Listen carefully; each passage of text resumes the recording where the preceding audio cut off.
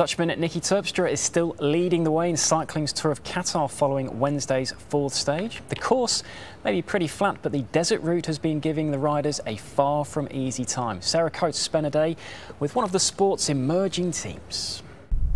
A new day rises in a sport that's continuing to rebuild from years of drug-tainted controversy.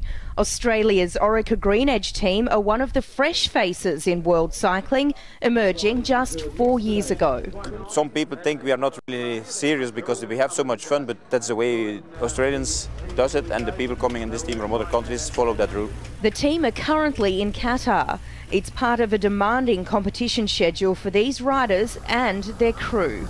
I think you would be surprised how much effort it takes to build up a team like this. Apart from the riders, 50, 60 people working for us, so that's a small factory we have.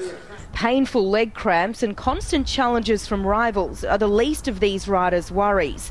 In the Middle East, it's the elements that'll get you.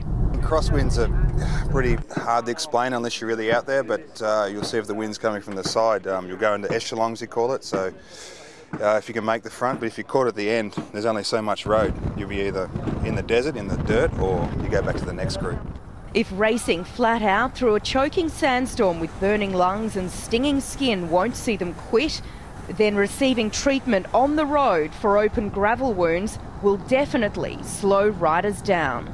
Being on the road competing is what motivates these riders, but a huge part of their job is to always be available for a drug test. They say while it can be very inconvenient, in this era, testing is non-negotiable. The sport has changed a lot over the years, and you can sort of see with the style of racing too. So it's all for the good, and the sport's coming out of a bad area, and it's growing again. People controlling us are also fans from cycling, and that's what we want to do, that other people from other sports look to us like they're really doing it well. Exhausted and in pain from a hellish 195-kilometre journey, they've finally reached the end of this stage.